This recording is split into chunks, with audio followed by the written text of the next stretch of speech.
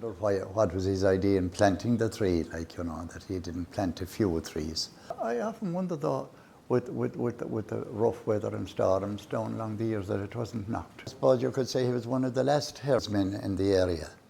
He herded for, I suppose, 3 different farmers. He was known as Sladoo, S-L-A-D-O-O. That was short for Sleeve Dove. It was known as the Black Hill, the Black Mountain. No light or nothing would be coming out there. Maybe at 2 or 3 o'clock in the morning, the place would be dark and there was no wall to the road, and we'd be going over and heather across the flags and getting knocked and all this kind of thing. It was a great house. It was a pity, to see it gone.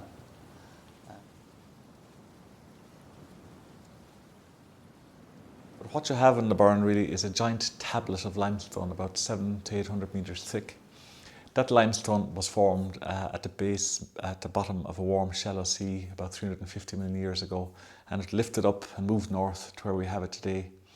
Now, because of glacial passages and because of different factors, there's always a very thin soil surface on the burn.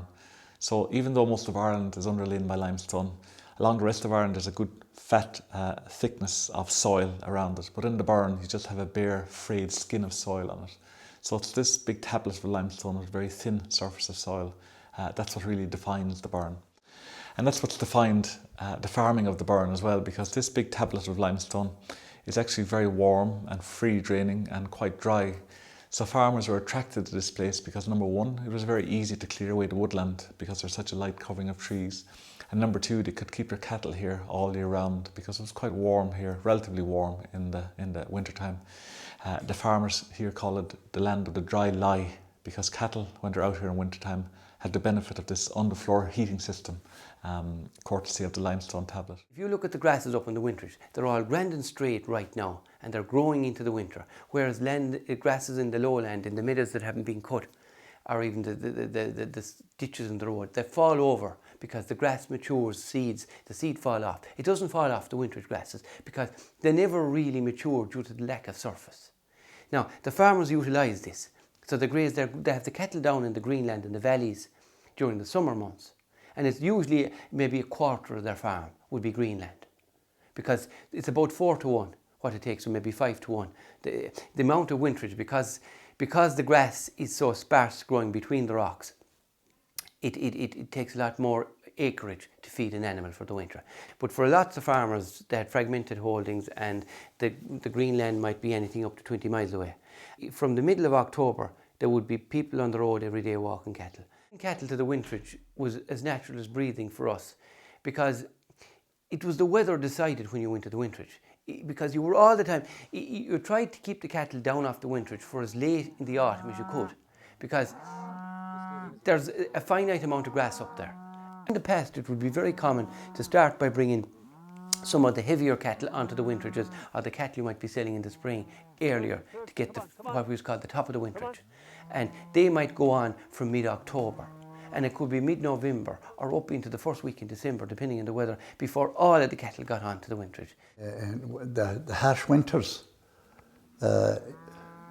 with the frost, when the water freezes, you have to break the ice, and the cattle will be always, because the grass is so dry that when the cattle have their fill, they have to drink water, of course, and sometimes they have to travel long distances to the watering holes. Those days at the fairs, you wouldn't, now if you were at a mat or whatever, you see there are places that you could go in and eat, but there wasn't a word about eating in those days until you come back home. I remember coming up the mountain anyhow with the cattle and there, and I was after leaving the cattle, and I was traipsing down along the track, and the next thing I felt weak. And I got so weak that I sat down on a flag, and I was there. I got frightened at life, and the next thing the cold sweat came out through me and started to run down. I thought I was going to die. But kind of after a while then, I kind of came to myself, and I struggled away again and Came down and there was a family there just at the foot of the mountain, Mrs. Tyne, well, I'll never forget her. I went in and I was only a young lad at the time, and it was the last thing in the world to go into the house and to say you were hungry, except that you were an itinerant or something. But she saw straight away, God, Paddy, she said, you have an awful colour. What happened to you? So I told her anyhow. Well, the dear woman put down the pan for me and fried eggs and feed, and I'll never fry. And I said the bid of heaven to the dear woman today. Well, I hit the road home and I was knocking sparks off it. But that was what they call the fair gurtach in Irish, or the hungry grass it is called.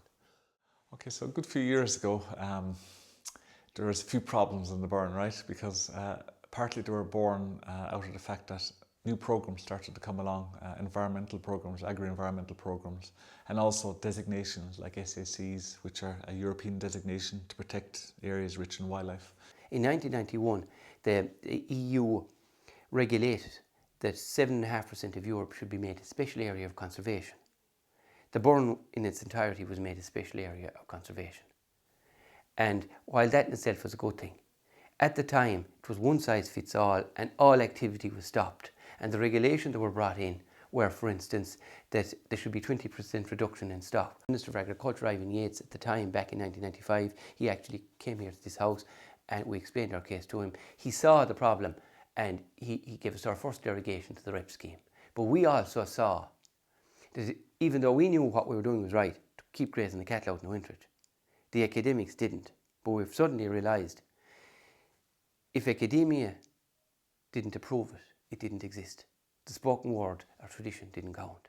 I was fortunate enough, I guess, to be offered a study down here in the Burren to do a piece of research about the relationship between farming and the landscape. And once I finished my study, I found that, reading about the Burren or hearing about it, you kept hearing the wrong story all the time. You kept hearing the story of the Burren as this lunar landscape, it's this wilderness, it's this wild place, and it has to be protected from the people. When you think about the Burren as a landscape, it's a landscape which has been shaped in every sense by human hand over 6,000 years. You look at the biodiversity here, that's dependent on winter grazing. We can prove that through scientific research. Most of the archaeology of the Burren, from the ring forts to the little goat crows, those were built by farmers who were outwintering their cattle on the Burren over generations.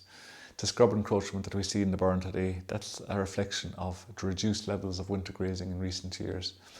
This type of farming is quite marginal, difficult to make a living, tough going and in decline at the moment. But what happened next is quite interesting because the Farmers Association, the IFA, the Burren IFA, which would be the Burren Irish Farmers Association, they teamed up with their arch enemy at the time, the National Parks and Wildlife Service, and together, along with Teagasc, another organisation, they applied for funding from the European Commission to explore a little bit about how best we could farm the Burren in a way that would keep farmers on the land, keep good quality products like beef and milk coming from the Burren, but also protect the biodiversity for future generations. So that was called the Burren Life Project, and I was part of the project. We worked hand in hand with farmers for about 5 years. And what we did was really simple, but really interesting and very effective. We actually we told farmers that, look, there's challenges here, but you're the expert. What are your solutions to these challenges? And we got all sorts of ideas from the farmers. And then what we did was we implemented some of these solutions recommended by the farmers on existing farms, on 20 farms, and we monitored the impact. Some of them worked, some of them didn't. Those that worked, we monitored the cost of them, the effectiveness of them, and so on and so forth. So after 5 years, we had a really good relationship with the farmers of the Burren. We had really good innovative solutions to some of the most pressing problems of the landscape, and we had costings to go with it. So with that information and that relationship, we were able to get funding to roll out a programme across the Burren called the Burren Farming for Conservation Programme, which deals with about 160 farmers and covers about 50% of the protected area of the Burren. It's lovely because farmers have the freedom to farm in the Burren. They have the proper financial incentives which will reward them for the right type of farming, and they have the benefit of seeing improvements in their local landscape as well, and they're the first ones to benefit from that. Things have changed forever for farmers, and I'll tell you why. For 2,000 years, farmers have produced livestock to earn a living. From here on in the Burren, we are producing livestock to graze the winterage out properly, so that the light can get in and the flora, the cacophony of colour that's there for the summer, will be there long into the future. And what the Burren Charter is, it's the bringing together for the first time of everybody with an interest in the Burren.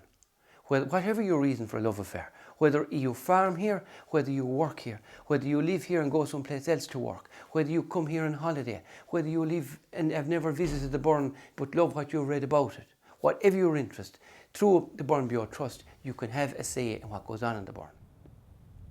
Open your eyes to the living Burren. This is a living landscape.